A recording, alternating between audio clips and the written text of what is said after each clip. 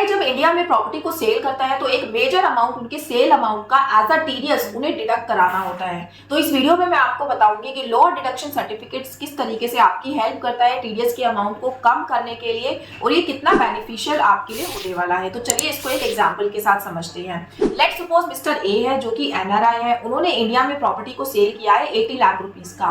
Property की जो purchase value थी मिस्टर ए के लिए वो थी 50 लाख रुपीज। तो मिस्टर ए का जो कैपिटल गेन यहाँ पर होगा वो होगा 30 लाख रुपीज। बट जब वो इंडिया में प्रॉपर्टी को 80 लाख रुपीज का सेल कर रहे थे तो उनको 80 लाख रुपीज के ऊपर अपना टीडीएस डिडक्ट कराना पड़ा विच इज 13%।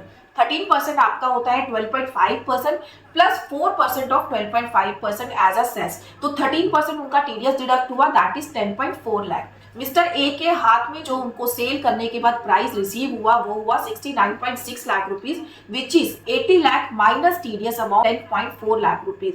तो मिस्टर ए का प्रॉपर्टी तो सेल हुआ 80 लाख का, बट उनके हाथ में उन्हें मिले सिर्फ और सिर्फ 69.6 लाख। 10.4 लाख तो उन्होंने एज अ टीडीएस टैक्स ही पे कर दिया गवर्नमेंट को।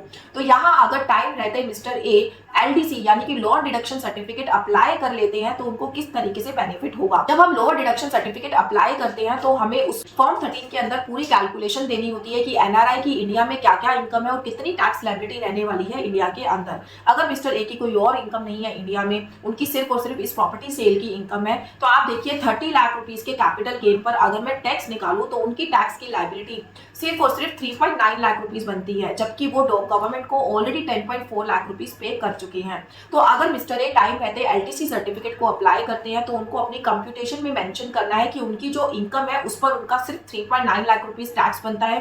इस 3.9 लाख रुपीस के टैक्स के अकॉर्डिंग असेसिंग ऑफिसर उनको 5% टीडीएस डिडक्शन का सर्टिफिकेट इशू करेगा विच इज 80 लाख का अगर हम 5% निकालेंगे तो 4 लाख रुपीस। यानी कि जो असेसिंग ऑफिसर होता है वो इस तरीके से अपना जो परसेंटेज है टीडीएस डिडक्शन का सर्टिफिकेट में मेंशन करता है, जिससे ना तो एनआरआई की टैक्स लायबिलिटी ज्यादा बने और ना ही उसको रिफंड लेना पड़े।